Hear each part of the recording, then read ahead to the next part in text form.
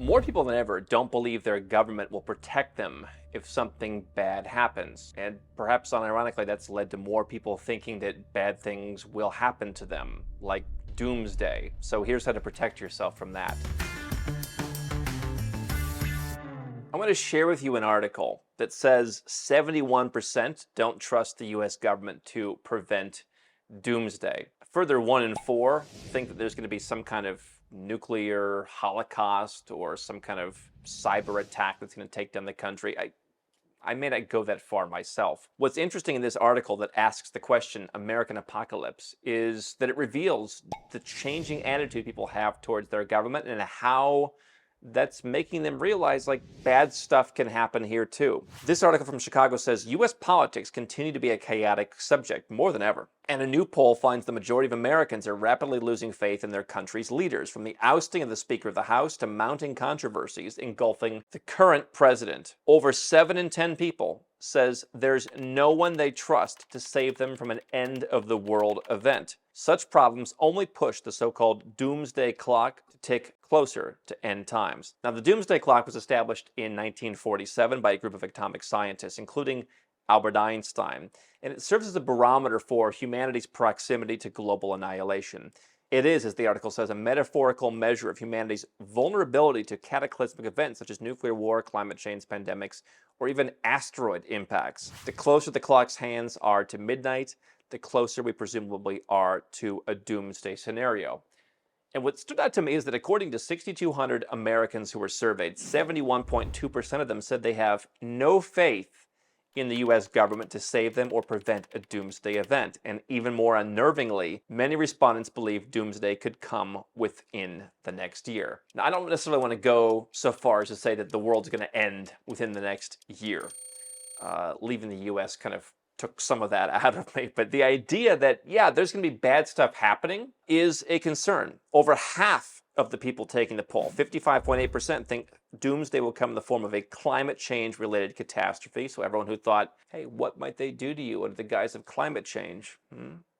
Well, a third believe another virus will sweep the globe, and a quarter fear the start of World War III, which we've talked about recently. Another 7% are betting on an alien invasion, with the same number believe 2024 may finally be the years that zombies walk the earth. And so you can kind of see here like which doomsday events people think are going to do, like robot AI takeovers, about 15%, nuclear events, asteroid strikes, food shortages. Some of these obviously are more realistic than others. But there's a couple things that stand out to me about this. Number one, 55.8% say a climate change event. Now, whatever you think about climate change, what do you think that a government that wants to maintain control might do under the guise of, hey, it's for the climate? Well, you can only look at history over this century and get some ideas. Natural disasters, of course, are hard to control. You can simply not be in an area where maybe natural disasters happen. Go to somewhere where there's not earthquakes or tornadoes or floods or volcanoes or whatever else. Viruses are much harder to control, as are food shortages. Just look at the last time there was a virus and look at the food shortages. And yet, when I was in different countries during the pandemic, I didn't see any of the stuff that was talked about in the US with empty shelves and people hoarding toilet paper. It just didn't exist. We go to the grocery store every single day as a way to just kind of get out of the house and go around. And yet, it seemed like some of these Western countries, which have all these resources and have such great supply chains and they're supposed to be the best places in the world, had more food shortages and had less at the grocery store than where I was in Malaysia or later in Serbia or later in Colombia during the pandemic. But one of the biggest things that stands out to me here is societal collapse. And I think a lot of people believe that's already underway in a country like the United States. Now, in a place like Canada, for example, I do read the numbers and I feel like people who want freedom are still kind of in the minority. As much as people may not like Justin Trudeau anymore, it's like, well, okay, like bring us the non-toxic version of Justin Trudeau and we'll go along with that. But in a country like the US, in some other countries in the West, the idea of societal collapse, people at each other's throats, doesn't really seem that far-fetched. I mean, I've never seen more headlines about, is it time for a national divorce? And as for the rest of the stuff, World War III, nuclear events, I'll leave the fungus pandemics and zombie apocalypses for you to figure out. But, you know, there's a reason that certain countries are safer than others. And one of the tests that I use is when I go around the world, I just look at the embassies. You walk by a US embassy, it's a fortress. And yet you look at the country that's number one or number two most years in terms of the Human Freedom Index, Denmark, you walk by their embassies. I mean, sometimes it's just like a house. Like you can buy the house next door, like it's a townhouse, and you can just move in next door in some of the countries. And so if the idea is like everyone hates the US for their freedom, and that's why they have to have the big fences and it's really secure, why don't they hate Denmark even more? Why aren't they going after all the Danes? And you start to realize that if you live in a country that doesn't have the best geopolitical relations, is involved in a bunch of wars, like there's probably a higher risk living there. There's probably a higher risk living in New York or Los Angeles than living in Enid, Oklahoma. But, nevertheless, I say to myself, carrying the passport of a country that may not be as well respected as it once was, may have tensions.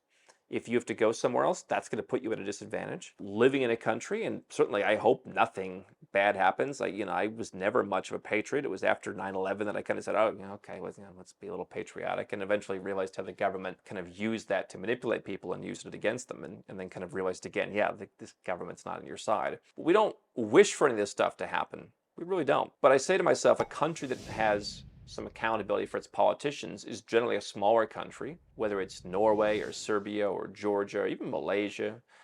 You go, sometimes you see the president, the former president, just kind of walking around the city streets. We've talked to some of these politicians in interviews, and they've said, you've really got to have a strong stomach to get stuff done in some of these smaller countries because everyone has a certain level of access to you that you just don't have in some of these larger countries, which are then the countries that kind of get into these issues and then are the ones where people fear like, hey, is there going to be doomsday? Is there going to be, a nuclear event? Is there going to be some kind of societal collapse? Is World War III coming? Are there going to be food shortages?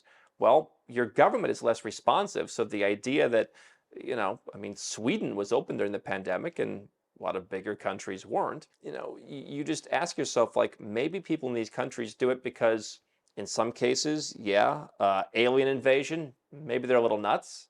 Maybe there's a little bit of that culture in some of these places. But I think I'd be worried less about some of these things if I lived in Uruguay or if I lived in Mauritius than if I lived in a country that's smack dab in the middle of things and that's part of the international community always going to war. And I just said, if I'm trying to protect myself, whether it's from World War III or doomsday, I want to be in a place. And we've done this exercise. Uruguay comes up, Chile, Mauritius. You could live in Argentina. It's not as tax friendly. Those are some of the places that are just far away from it all geographically. They're far away from it all geopolitically. They have high scores on the peace and safety indexes. Many of them also happen to be tax friendly if you structure your affairs properly. Costa Rica also scored well, though they're a little bit more in the action. Those are the kind of places that I would want to go. And so how do I avoid it? Well, you're presumably not the one who's going to be provoking some of these things yourself. Again, obviously asteroids and natural disasters are really out of anyone's control. But if you're living in a country and if you are carrying the papers of a country that is provoking some of this stuff and it's involved in some of the stuff and it's the one that's toppling governments with coups and stuff like that, yeah, I'd rather be Danish or even, some of the other European countries where people have more of a preparedness mindset. They built bunkers. They know how to take care of themselves. I'd rather be from a country that's not really on the radar so much. And beyond that, again, I'd rather be from Uruguay or Mauritius or one of those. You don't have to be from there, but you can get a residence permit there. That's what Nomad Capitalist helps people do. We help people figure out where you want to go. And some people just say, hey, I want to lower my taxes as much as possible. I'm not worried about living in the middle of the action. Move me to one of those low-tax European countries that has a 15-year tax incentive for wealthy people. And other people are saying, you know what? I want to invest a few bucks in buying a second home or opening a bank account or doing something that gets me a residence permit that I don't have to live in Uruguay, for example. But if something bad comes, I can get there. We had Robert Kiyosaki on stage at Nomad Capitalist Live a couple of years ago. He stood up and he said, 3 days. Where are you going to get in 3 days? And it shouldn't be in the same country. Because if the country itself is the entity that has a problem, rather than just, hey, there's a thing in New York, okay, that's one thing. But even then, you probably don't have that much control. Maybe you're stuck there. But if the country itself is the the entity that is a problem. You need a place to go to get out of the country, which is one reason why we've talked to Americans about getting affordable residence permits in countries like Mexico, which are next door, other countries in Central America. If you have an income, that income is often enough in many Central and South American countries to get you a residence permit. And you're not going to necessarily get citizenship without moving there in many cases, but at least you can keep the residence permit in many cases. And so you can just keep going all the way down south. A lot of this stuff really impacts a lot less once you get down to the southern hemisphere, down at the tips where there's just not that much going on. The countries are more neutral. There's abundant food. You can be more spread out. And so that's how I would prepare for this apocalypse that Americans are suggesting might happen. What's most interesting, though, is how you've seen in our lifetime people just not trusting the government. It went from the government was there with a helicopter to get you out of a dicey situation. It's there with they were there to help you. And it really hit me about 10 years ago when I was in Malaysia, the hospital, and they said, here's 5 African nations and the United States. If you've been there, you're on the quarantine list to come to our hospital because of the Ebola outbreak. And it really hit me. Whether it's viruses, whether it's geopolitics, the countries that we're from aren't what they once were. They're brand names, but when it comes to protecting you from some of the crazy stuff that might happen in these times, I'll tell you what, I'm with Doug Casey. I'd much rather be way down there in South America. I won't take pleasure in watching it on TV, but I'd like to make sure that I'm safe if anything happens.